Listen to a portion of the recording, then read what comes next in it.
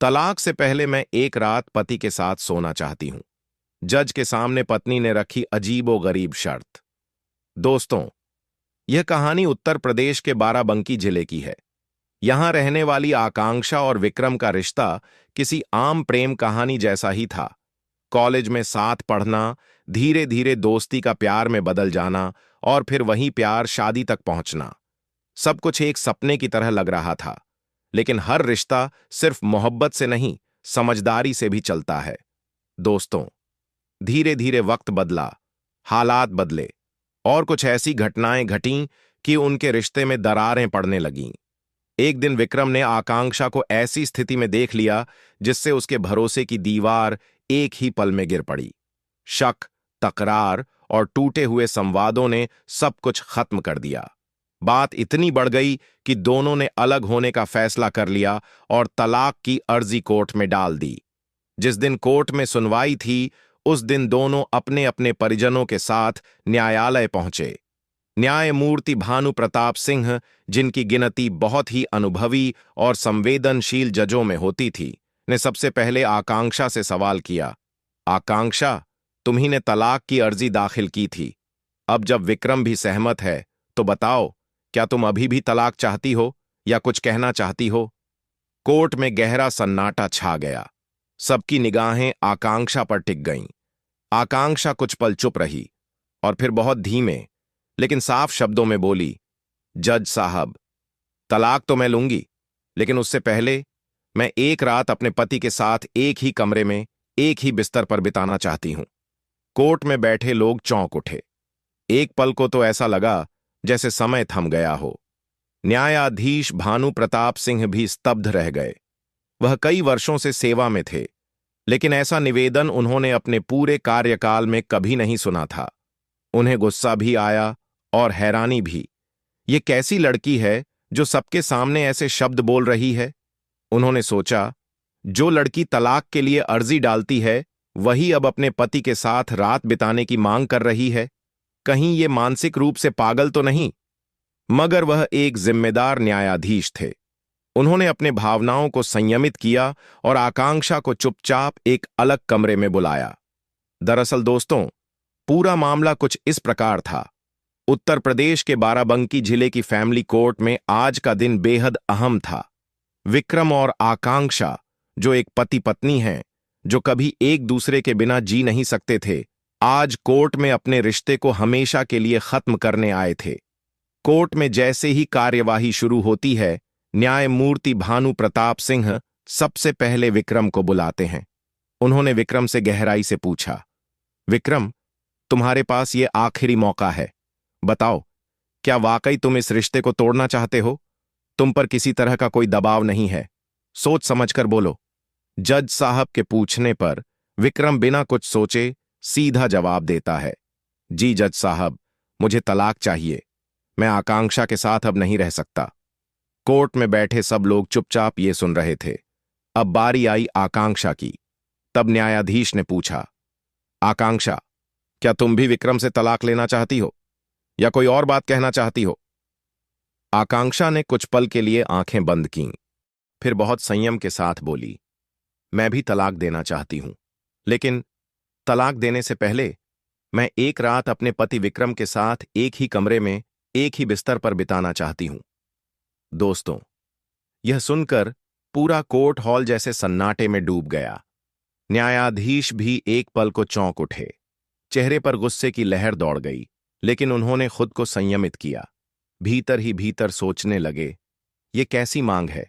जिस लड़की ने तलाक की याचिका खुद दाखिल की हो, वो अब पति के साथ एक रात बिताने की बात कर रही है। कहीं ये लड़की पागल तो नहीं है? लेकिन अगले ही पल जज साहब का अनुभवी मन बोल पड़ा, रिश्तों का मूल्य सिर्फ कानून नहीं तय करता। कई बार इंसानियत और समझदारी उससे भी बड़ा न्याय कर सकती है। अगर हम केवल नियमों के पन्नों से फैसला करेंगे, तो भावनाओं की जगह कहां बचेगी? जज साहब कुर्सी पर पीछे सिर टिकाकर कुछ देर गहरी सोच में डूब गए। जब तक ये दोनों कानूनी रूप से पति पत्नी हैं, तब तक साथ रहना कोई अपराध नहीं। अगर एक पत्नी आखिरी बार अपने पति के साथ रहना चाहती है, तो क्या हमें उसे रोकना चाहिए? उन्होंने तय कर लिया, कि आज फैसला केवल कानून का नहीं, दूसरे मौके का भी होगा। उन्होंने कोर्ट में निर्णय सुनाया।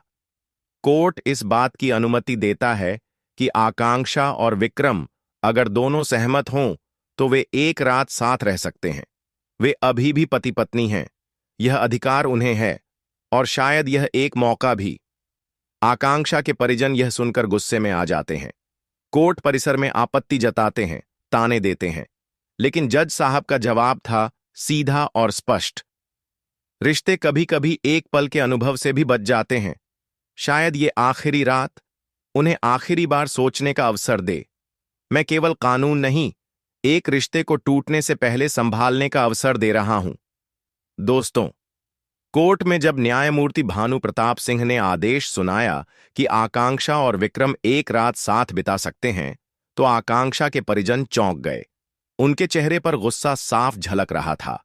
एक मां ने आंसू भरी आंखों से कहा, बेटी, ये तुम क्या कर रही हो? जिसे छोड़ने का फैसला कर चुकी हो, उसी के साथ रात बिताने की बात कर रही हो। दूसरे रिश्तेदारों ने भी ताना मारा।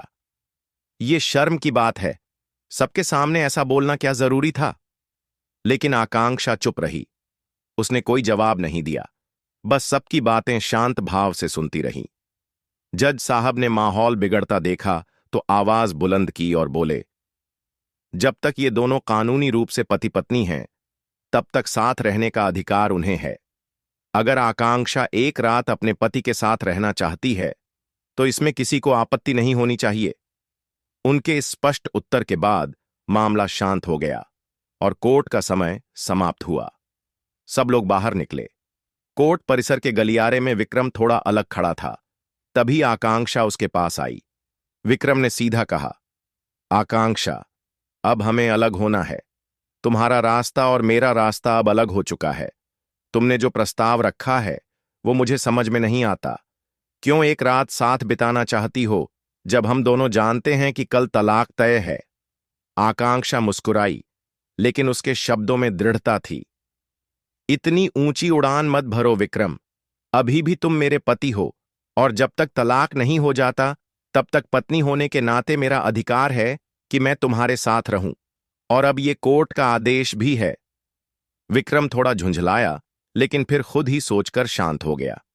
चलो ठीक है, उसने कहा। अगर एक रात की बात है तो निभा लूंगा। कल के बाद तो सब खत्म ही हो जाएगा। तभी आकांक्षा ने एक और बात रख दी, एक शर्त।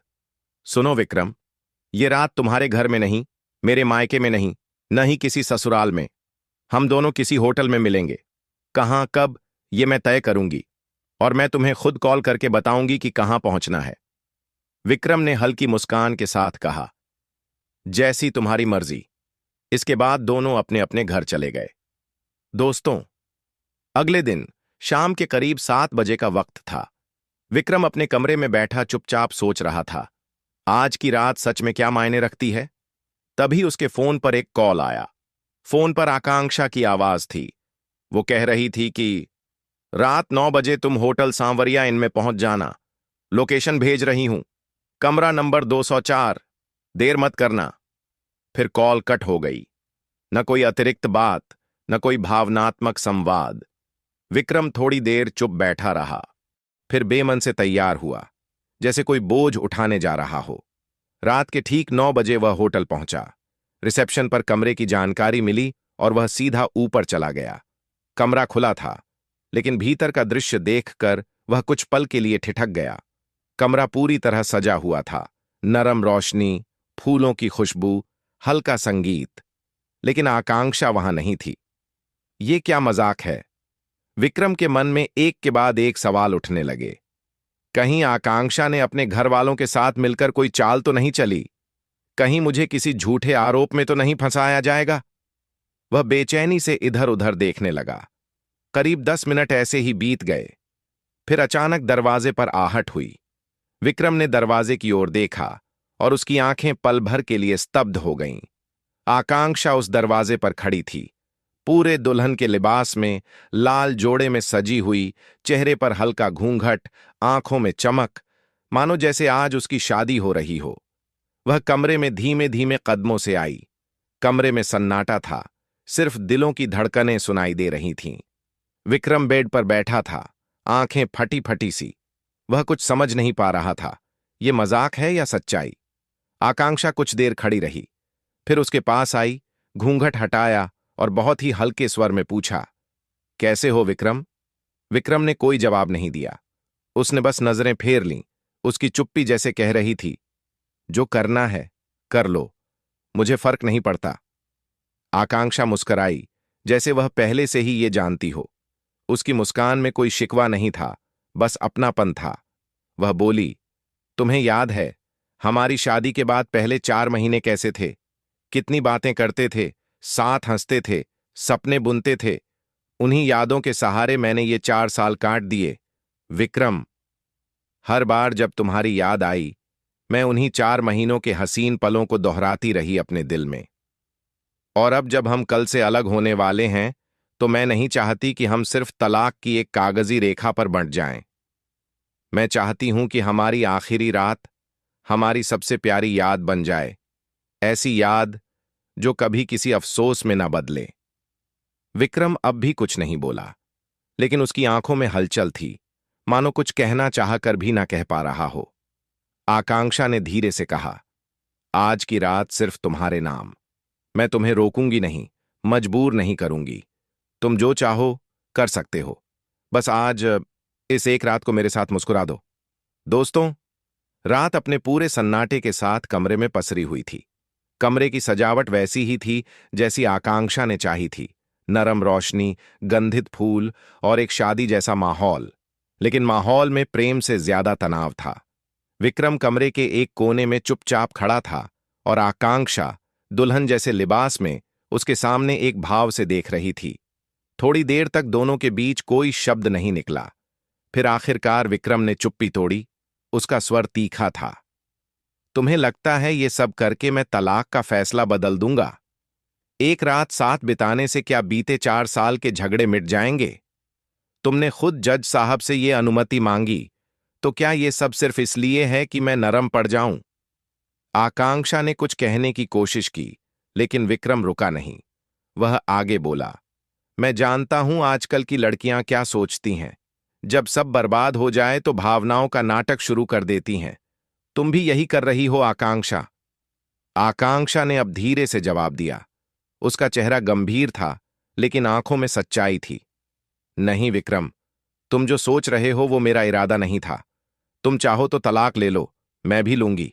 मैं सिर्फ आज की रात, हमारी आखिरी रात, एक साथ मुस्कुराकर बिताना चाहती थी। लेकिन बात अब बहस की ओर बढ़ने लगी थी। विक्रम और आकांक्षा के बीच कहासुनी शुरू हो गई। विक्रम उसे बार बार उसकी गलती याद दिला रहा था और आकांक्षा बस यह चाहती थी कि आज की रात तल्खी से नहीं, सुकून से बीते। फिर अचानक आकांक्षा विक्रम के पास आई, उसके कंधे पर हाथ रखा और बहुत गंभीर स्वर में कहा, तुम्हें मुझ पर भरोसा हो या ना हो, लेकिन आज जो भी होगा उसका मैं कभी जिक्र नहीं करूंगी। तुम्हारे साथ बिताया हुआ हर लम्हा मेरी रूह में बसा है विक्रम। तुम चाहो तो कुछ भी मत करो, पर मैं तुम्हें दोष नहीं दूंगी। तुम पर कभी कोई इल्जाम नहीं लगाऊंगी। उसका स्वर टूट रहा था, लेकिन वह कोशिश कर रही थी खुद को संभालने की। तुम सोचते हो मैं तुम्हें फिजिकल रिलेशन के लिए बुलाई हूं, लेकिन मेरी मंशा सिर्फ इतनी थी कि आखिरी बार तुम्हें उसी तरह देख सकूं जैसे पहले देखा करती थी, प्यार से, अपना मानकर। विक्रम ने थोड़ा तीखा होकर कहा, तुम्हें याद है पहले तुम मुझ पर क्या आरोप लगाती थीं? कि मैं सिर्फ अपने मतलब के लिए प्यार करता हूं। अब जब तुम खुद होटल बुलाकर सब कुछ ऑफर कर रही हो, तो क्या फर्क रह गया है मुझ में और तुम में? उसकी बातों में गुस्सा था, लेकिन दर्द भी छिपा था। आकांक्षा की आंखों में आंसू भर आए, लेकिन वो मुस्कराई और बोली, फर्क बस इतना है विक्रम, मैं आखिरी बार प्यार निभाने आई हूं, तुम आखिरी बार तर्क करने आए हो। दोस्तों, विक्रम का तीखा सवाल सुनकर आकांक्षा शांत रही। थोड़ी देर तक उसकी आंखें झुकी रहीं, फिर उसने धीरे से कहा, बात वो नहीं है विक्रम, वो सब जो हुआ, गुस्सा, गलत फहमियां, सब बीत गया। मैं अब सिर्फ इतना चाहती हूं, हमारी कहानी का अंत भी उतना ही अच्छा हो जितना इसकी शुरुआत थी। इसलिए तुम्हें होटल में बुलाया। बस एक आखिरी मुस्कुराहट के लिए, एक आखिरी पल के लिए। विक्रम अब भी उसी ठंडे स्वर में बोला, शुरुआत, अंत, अच्छा, बुरा, ये सब अब मायने नहीं रखते जब हम एक दूसरे के साथ रह ही नहीं सकते। लेकिन सच सच बताओ आकांक्षा, इस होटल में बुलाने का तुम्हारा असली मकसद क्या है? आकांक्षा ने गहरी सांस ली। उसकी आवाज अब गंभीर थी। क्या तुम्हें सच में लगता है कि मैं सिर्फ तुम्हारे साथ संबंध बनाने के लिए यहां आई हूं? नहीं विक्रम, ऐसा बिल्कुल नहीं है। मैं तो बस एक सच्चाई जानने आई थी। विक्रम चौंका। कैसी सच्चाई? उसने पूछा। आकांक्षा आगे बढ़ी। उसने विक्रम की आंखों में देखा और धीरे से कहा, 6 महीने पहले जब कोर्ट में तुम्हें देखा था, तब तुम पहले जैसे लग रहे थे, स्वस्थ, आत्मविश्वास से भरे हुए। लेकिन आज तुम्हें देखकर मैं चौंक गई हूं। तुम्हारा चेहरा ढल गया है, आंखें गड्ढों में समा गई हैं, शरीर कमजोर हो गया है, आवाज में भी वही मजबूती नहीं रही। क्या हुआ है विक्रम? ये सब कैसे हो गया? कहीं कोई बीमारी, कोई गंभीर बात तो नहीं है? विक्रम पहले तो बात टालने लगा। नहीं, कुछ नहीं, बस यूं ही थोड़ी कमजोरी आ गई है। उसने कोशिश की कि बात वहीं खत्म हो जाए, लेकिन आकांक्षा ने उसके हाथ को थाम लिया और कहा, विक्रम, मैं अब भी तुम्हारी पत्नी हूं, और एक पत्नी का हक है कि वो अपने पति की तकलीफ को जाने। तो बताओ, सच्चाई क्या है? विक्रम ने कुछ पल के लिए आंखें बंद कर लीं। फिर उसने धीरे से कहना शुरू किया, जब तुम छोड़कर चली गईं, तब मेरे आसपास हर कोई बदल गया। घर वाले ताने मारने लगे, दोस्त मजाक उड़ाने लगे। कोई कहता, जिसने एक औरत को नहीं संभाला, वो जिंदगी क्या संभालेगा? अंदर से टूट चुका था। खाना पीना छोड़ दिया, खुद की देखभाल बंद कर दी। एक कमरे में बस पड़ा रहता था, जैसे शरीर तो है, लेकिन आत्मा कहीं और खो गई है। दोस्तों, कमरे में गहरा सन्नाटा छाया हुआ था। विक्रम चुपचाप बैठा था और आकांक्षा उसकी ओर एकटक देख रही थी। उसके चेहरे पर डर, हैरानी और सवाल सब एक साथ तैर रहे थे। फिर विक्रम ने वो कहा जो आकांक्षा को बिल्कुल तोड़ देने वाला था। विक्रम ने धीरे धीरे बताना शुरू किया, एक दिन अचानक मेरे पेट में जोर का दर्द उठा, इतना असहनीय कि मैं उठ भी नहीं पाया। किसी तरह हॉस्पिटल पहुंचा, डॉक्टर ने चेकअप किया, और फिर जो बताया उसने मेरी जिंदगी ही बदल दी। विक्रम कुछ पल के लिए रुका, फिर कांपती आवाज में बोला, मुझे ब्लड कैंसर है, आकांक्षा। दोस्तों, उस एक वाक्य ने कमरे की हवा ही बदल दी। आकांक्षा की सांसें जैसे थम गईं, उसका चेहरा पीला पड़ गया, होंठ सूख गए। विक्रम आगे कहता गया, डॉक्टर ने कहा कि यह बीमारी मेरी लापरवाही की वजह से बढ़ी। अगर शुरू में ध्यान देता तो शायद थोड़ी राहत मिलती, लेकिन अब बहुत देर हो चुकी है। अब केवल 6 महीने का वक्त है, शायद उससे भी कम। जब मैंने ये सुना तो मेरी आंखों के सामने अंधेरा छा गया। मैं सोचने लगा, जब मैं ही नहीं रहूंगा तो फिर तुम कहां रहोगी, कैसे जियोगी? उसकी आंखें अब भर आई थीं। उसने अपनी बात जारी रखी, तुम्हारे साथ रहकर मरना नहीं चाहता था, क्योंकि मैं नहीं चाहता कि मेरे मरने के बाद तुम्हें लोग विधवा कहें। समाज की बातें, रिश्तेदारों के ताने, ये सब झेलना तुम्हारे लिए बहुत कठिन हो जाता। इसीलिए मैंने तलाक का फैसला किया, ताकि जब मैं चला जाऊं तो तुम मेरी पत्नी कहलाने की जगह एक स्वतंत्र स्त्री रह सको, जो चाहो कर सको, दोबारा शादी कर सको, अपनी जिंदगी फिर से शुरू कर सको, बिना किसी बोझ के। ये सुनकर आकांक्षा का दिल जैसे चीर गया।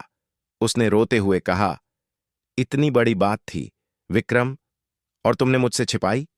काश तुम पहले बता देते, तो शायद मैं कभी तलाक का पेपर लेकर नहीं आती। उसकी आंखों से आंसू बह रहे थे। विक्रम ने धीमे से उसका हाथ पकड़ा और बहुत संयम से बोला, अब जो हो गया वो हो गया आकांक्षा। अब समय है आगे बढ़ने का। कल से तुम आजाद हो, और मैं भी। मैं बस यही चाहता हूं कि तुम एक अच्छा जीवन जियो, और मुझे मेरे हिस्से का अंधेरा अकेले सहने दो। कमरा एक बार फिर सन्नाटे में डूब गया। उधर विक्रम ने खिड़की से झांकते हुए कहा, सवेरा हो चुका है आकांक्षा, अब मुझे अपने घर जाना चाहिए, और तुम भी वापस जाओ। तब आकांक्षा धीरे से मुस्कुराई और कहा, ठीक है। पर उसके चेहरे पर जो भाव थे वो ठीक है से कहीं गहरे थे। जैसे कोई तूफान अभी भीतर ही भीतर घूम रहा हो। जब वह होटल से बाहर निकली और अकेले में आई तो उसके भीतर विचारों का एक समुंदर हिलोरें मारने लगा। जिस पति के लिए हमने हर सोमवार को उपवास रखा, जिसकी लंबी उम्र के लिए व्रत किए, जब वही आज जीवन के अंतिम मोड़ पर खड़ा है, तो क्या मैं उसे ऐसे अकेले छोड़ दूं? जिसे अब सबसे ज्यादा मेरे साथ की जरूरत है, क्या मैं उसकी सबसे बड़ी कमी बन जाऊं? उसकी आंखों से आंसू निकलने लगे। वह खुद को कोसने लगी। मैं कैसे सोच सकती थी कि मैं उसे छोड़ दूंगी? मैं ही क्यों नहीं उसके जीने की वजह बनूं? इन विचारों में डूबी आकांक्षा अपने घर पहुंच गई और वहीं दूसरी ओर विक्रम भी चुपचाप लौट गया, अपने भीतर एक अजीब शांति और अधूरापन लिए। अगले दिन सुबह 10 बजे दोनों अपने अपने परिवार वालों के साथ कोर्ट में उपस्थित हुए। कोर्ट में एक बार फिर वही गहमा गहमी थी। न्यायमूर्ति भानु प्रताप सिंह कुर्सी पर बैठे थे और उन्होंने कार्यवाही शुरू की। सबसे पहले उन्होंने विक्रम से पूछा, विक्रम, क्या तुम्हारा निर्णय अब भी वही है? क्या तुम आकांक्षा से तलाक लेना चाहते हो? विक्रम ने बिना एक पल सोचे उत्तर दिया, हां जज साहब, मेरा निर्णय पहले जैसा ही है। मुझे आकांक्षा से तलाक लेना है। पूरा कोर्ट यह सुनकर शांत रहा। जज साहब ने हल्की सी निगाह आकांक्षा पर डाली। उन्हें पूरा विश्वास था कि जब एक पक्ष इतना स्पष्ट है तो दूसरा पक्ष भी तलाक को लेकर सहमत ही होगा। लेकिन फिर उन्होंने आकांक्षा से पूछा, आकांक्षा, तुम्हारा क्या इरादा है? क्या तुम भी इस तलाक को स्वीकार करती हो? अगले ही पल एक ऐसा जवाब आया जिसने पूरा कोर्ट हॉल सन्न कर दिया। नहीं जज साहब, मैं तलाक नहीं लेना चाहती। मैं विक्रम के साथ ही रहना चाहती हूं। पूरा कोर्ट चौंक गया। आकांक्षा के परिवार वाले भी अवाक रह गए। कल तक जो लड़की कह रही थी कि रिश्ता खत्म करना है, आज वही कह रही थी कि वह रिश्ता नहीं तोड़ेगी। जज साहब भी हैरान थे, लेकिन कहीं न कहीं उनके चेहरे पर एक हल्की सी संतुष्टि भी थी। उन्होंने पूछा, पर कल तक तुम तलाक लेना चाहती थीं, आकांक्षा, अब अचानक ये बदलाव क्यों? आकांक्षा ने अपनी आंखों में आंसू रोकते हुए कहा, क्योंकि कल तक मुझे नहीं पता था कि विक्रम किस दर्द से गुजर रहा है। पर आज जब मुझे ये मालूम हुआ कि वो मौत की दहलीज पर खड़ा है, तो मैं कैसे उसका साथ छोड़ दूं? जज साहब अब गंभीर हो गए। उन्होंने विक्रम की ओर देखा और पूछा, क्या यह सच है विक्रम? तुम्हें कोई गंभीर बीमारी है? विक्रम कुछ नहीं बोला, कंधे झुका लिए और धीरे से सिर हिला दिया। लेकिन कोर्ट में कोई मेडिकल रिपोर्ट पेश नहीं की गई थी जिससे यह जानकारी औपचारिक रूप से प्रमाणित हो सके। जज साहब बोले, देखिए, जब तक कोई मेडिकल दस्तावेज कोर्ट में जमा नहीं होता, हम इसे सिर्फ एक भावनात्मक प्रतिक्रिया के रूप में देख सकते हैं। कोर्ट रूम में एक पल को जैसे समय थम गया था। सभी की निगाहें आकांक्षा पर टिकी थीं, जिसने न सिर्फ तलाक से इनकार किया था, बल्कि विक्रम के साथ हर हाल में रहने की घोषणा भी कर दी थी। न्यायमूर्ति भानु प्रताप सिंह थोड़े अचंभित थे। उन्होंने गंभीर स्वर में पूछा, आकांक्षा, जब तुमने तलाक की याचिका दायर की थी और विक्रम भी सहमत हो चुका था, तो अब अचानक क्या बदल गया है? क्या तुम्हारे पास कोई आधार है इस बदलाव का? आकांक्षा ने जवाब में एक कागजी फाइल आगे बढ़ाई। जी हां जज साहब, ये डॉक्टरी रिपोर्ट है। ये वही रिपोर्ट है जो होटल में मैंने विक्रम से ली थी। डॉक्टरों ने साफ कहा है कि इन्हें ब्लड कैंसर है और इनके पास जीवन का बहुत ही सीमित समय बचा है, 6 महीने से अधिक नहीं। कोर्ट में सन्नाटा पसर गया। न्यायाधीश ने रिपोर्ट ली और गहराई से पढ़ी। हर शब्द जैसे एक छुरा बनकर उनके अनुभवी दिल को भी चीरता जा रहा था। उन्होंने सिर उठाकर विक्रम की ओर देखा, जिसके चेहरे पर अब कोई डर नहीं था, बस एक शांति जो शायद किसी अंतिम स्वीकार की होती है। तभी जज साहब के मन में एक विचार कौंधा कि अगर आकांक्षा की जगह कोई और लड़की होती तो वो शायद इस स्थिति में भाग जाती, लेकिन ये लड़की जो कल तक तलाक लेना चाहती थी, आज एक मौत के साए में खड़े इंसान की जिंदगी बनना चाहती है। जज साहब ने गंभीर स्वर में कहा, कोर्ट आकांक्षा के इस निर्णय की सराहना करता है। यह सिर्फ एक पत्नी नहीं, बल्कि इंसानियत और समर्पण का प्रतीक बन चुकी है। कोर्ट का आदेश है। चूंकि अब तलाक की सहमति नहीं है और विवाह बरकरार है, अतः आकांक्षा अब विक्रम के साथ उनके घर लौटेंगी। जैसे ही ये आदेश सुनाया गया, आकांक्षा के परिवार वाले विरोध में खड़े हो गए। उनकी मां रोते हुए बोली, बेटी, ये पागलपन है। वो कुछ ही महीने का मेहमान है, उसके साथ रहकर तू क्या पाएगी। दूसरे रिश्तेदार भी बोल पड़े, हम तुम्हारी दोबारा शादी करवा देंगे, नई जिंदगी शुरू हो सकती है। लेकिन आकांक्षा का जवाब साफ था कि आपने मुझे उसकी दुल्हन बनाकर विदा किया था। मैंने 7 फेरे लिए थे, 7 जन्मों के। ये 7 सिर्फ अच्छे समय के लिए नहीं था, सबसे कठिन वक्त में साथ देने के लिए था। अब जब उसे सबसे ज्यादा मेरी जरूरत है, तो मैं उसे अकेला कैसे छोड़ दूं। विक्रम ने भी एक बार फिर कहा, आकांक्षा, अब भी समय है, लौट जाओ। मैं नहीं चाहता कि तुम मेरी बीमारी के साथ बंध कर रहो। मैं खुद को खत्म होता देखूंगा, लेकिन तुम्हें टूटते हुए नहीं देख पाऊंगा। आकांक्षा उसकी ओर देखकर मुस्कुराई, आंखों से बहते आंसुओं को नहीं छिपाया, बल्कि और भी दृढ़ता से कहा, अगर तुम्हारा अंत है तो मेरा भी वही होगा। मैं तुम्हारे साथ रहूंगी, आखिरी सांस तक, और इस दुनिया में कोई ताकत हमें अलग नहीं कर सकती। कोर्टरूम में मौजूद हर व्यक्ति की आंखें नम हो चुकी थीं। ये केवल एक शादी का फैसला नहीं था, ये सच्चे प्रेम और निष्ठा की जीत थी। जैसे ही दोनों कोर्ट से बाहर निकले, विक्रम के घर वालों ने भावुक होकर आकांक्षा को गले लगा लिया। उनके मन में सम्मान और श्रद्धा बढ़ चुकी थी। यह कोई फिल्मी कहानी नहीं थी, यह एक लड़की के साहस, प्रेम और इंसानियत की सच्ची मिसाल थी। और इस कहानी का उद्देश्य सिर्फ मनोरंजन नहीं, बल्कि यह समझाना था कि सच्चा प्रेम वो नहीं होता जो सिर्फ साथ होने की बात करे। सच्चा प्रेम वो होता है जो अंत तक साथ निभाए, हर हाल में। अब मैं आपको कुछ अनमोल बातें बताने जा रहा हूं, सुनिश्चित रूप से आपके जीवन में बहुत लाभदायक होंगी। नंबर 1, रिश्ते कांच की तरह नहीं होते जो टूट जाएं। ये तो आत्मा के धागे से बंधे होते हैं जो समय के साथ और भी मजबूत हो जाते हैं। जब हम भावनाओं की बजाय अहंकार को प्राथमिकता देते हैं तो रिश्ते टूटते हैं, लेकिन अगर हम समझदारी और धैर्य से चलें तो हर टूटी डोर दोबारा जोड़ी जा सकती है।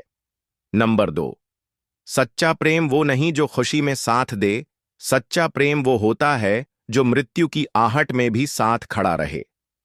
किसी के अच्छे दिनों में उसके साथ होना सरल होता है, पर सच्चा प्यार वही है जो सबसे बुरे समय में भी थामे रहे जब पूरा संसार छोड़ दे। नंबर 3, जिसे दुनिया बोझ समझे, उसका साथ निभाना ही इंसानियत की असली पहचान है। जब हालात बिगड़ते हैं, बीमारी या कठिनाइयों का सामना होता है, तभी असली रिश्ते की पहचान होती है। नंबर 4, कुछ फैसले दिल से लिए जाते हैं और वही फैसले जिंदगी के मायने बदल देते हैं। आकांक्षा का विक्रम के साथ खड़ा होना एक ऐसा निर्णय था जो न समाज की सोच देखकर लिया गया, न कोई लाभ देखकर, सिर्फ एक भावनात्मक आत्मा की पुकार पर। नंबर 5, प्रेम जब कर्तव्य बन जाए और कर्तव्य जब पूजा बन जाए, तब वह रिश्ता सिर्फ सांसों तक सीमित नहीं रहता, वह अमर हो जाता है।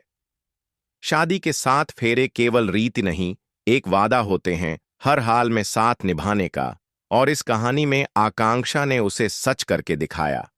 नंबर 6, कभी कभी जो जिंदगी छोड़ रहा होता है वो ही किसी के जीने की वजह बन जाता है।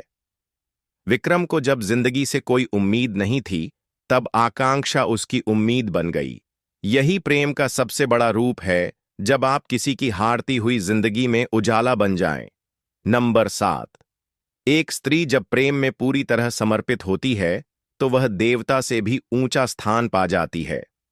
आकांक्षा ने न सिर्फ प्रेम निभाया, बल्कि उस अवस्था में जब कोई भी पीछे हट जाता, वो डटी रही। यह एक साधारण लड़की का असाधारण साहस था। नंबर 8, मौत का भय एक दिन सबको होता है, पर जो मृत्यु की छाया में भी प्रेम से मुस्कुराए, वो जीवन का सबसे सुंदर चेहरा होता है। जब विक्रम मृत्यु के सामने खड़ा था, तब उसके चेहरे पर मुस्कान सिर्फ इसलिए थी क्योंकि आकांक्षा ने उसका हाथ नहीं छोड़ा। नंबर 9, समाज अक्सर कमजोर को त्यागने की सलाह देता है, पर इतिहास उन्हें याद रखता है जो टूटते हुए को सहारा देते हैं। ये कहानी सिर्फ एक प्रेम कथा नहीं, यह समाज के उस स्वार्थ के विरुद्ध खड़ी एक सच्ची मिसाल है, जिसमें एक स्त्री ने अपनी पूरी दुनिया एक अंतिम सांस में समेट दी। नंबर 10। प्रेम का अंतिम सत्य यह नहीं कि वो साथ है, बल्कि यह है कि वह कभी अलग नहीं होगा, चाहे जीवन रहे या न रहे। आकांक्षा और विक्रम का रिश्ता इस अंतिम सत्य पर जाकर टिक गया, जहां न शरीर का होना जरूरी था, न किसी दस्तावेज की मोहर। बस एक आत्मा थी जो दूसरे की आत्मा से बंधी थी। दोस्तों, यह कहानी कैसी लगी कमेंट में जरूर बताना। तो चलिए मिलते हैं आपसे अगली वीडियो में एक और कहानी में। आप सभी का बहुत बहुत धन्यवाद। जय हिंद, जय भारत।